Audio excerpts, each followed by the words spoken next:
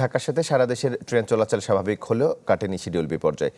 এ বিষয়ে কথা বলছেন কমলাপুর রেল স্টেশনের ম্যানেজার। আমরা সরাসরি চলে যাচ্ছি সেখানে।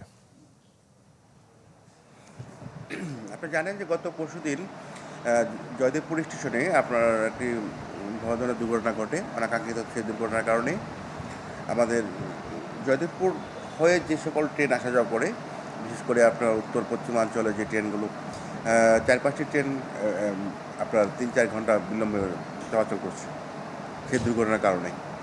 তো যাই হোক, এটা গতকালকে থেকে আমরা যখন আমাদের উদ্ধার কাজ সম্পন্ন হয়েছে এবং গতকালকে রাত্রে থেকে যখন ডাবল লাইন চলাচল শুরু হয়েছে কার্যক্রম, তো এই বিলম্বতার যে ঘটনাটা আস্তে আস্তে কমে আসতেছে।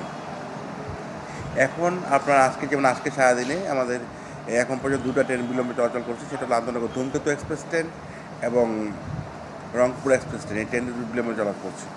আপনি জানেন যে আমাদের সারাদিনে 68 জোড়া ট্রেন চলাচল করে, সেক্ষেত্রে 1 জোড়া ট্রেন বিলম্বে চলাচল করতেছে। আশা করছি কালকের মধ্যে আমাদের সবগুলো ট্রেন ঠিক হয়ে যাবে ইনশাল্লাহ। না, আপনি তো বললাম যে আমাদের 68 জোড়া ট্রেন, লোকাল মেল কমিউটার আন্তনগর 68 জোড়া ট্রেন চলাচল করছে। সেখানে এখন পর্যন্ত 2টি ট্রেন বিলম্বে চলাচল করছে আজকে। তো এবং এখন পর্যন্ত আর কি যে শুধুমাত্র ধূমকেতু এবং রংপুর এক্সপ্রেস ট্রেন দুটি বিলম্বে চলাচল করছে, আর বাকি ট্রেনগুলো যথাসময় ছেড়ে গিয়েছে এবং আশা করছি পরবর্তী যে ট্রেনগুলো আছে সেগুলো যথাসময় ছেড়ে যেতে পারবে। আর যাই আজকে যতটুকু বিলম্ব আছে, আশা করি আগামীকালকের মধ্যে সব ঠিক হয়ে যাবে।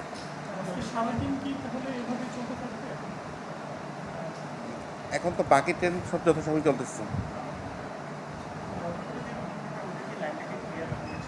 হ্যাঁ, গতকালকে উদ্ধার কার্যক্রম সম্পন্ন হয়েছে এবং এখন ডাবল লাইনের কার্যক্রম, অর্থাৎ দোনো লাইন দিয়েই ট্রেন চলাচল করছে। আপনারা জানেন যে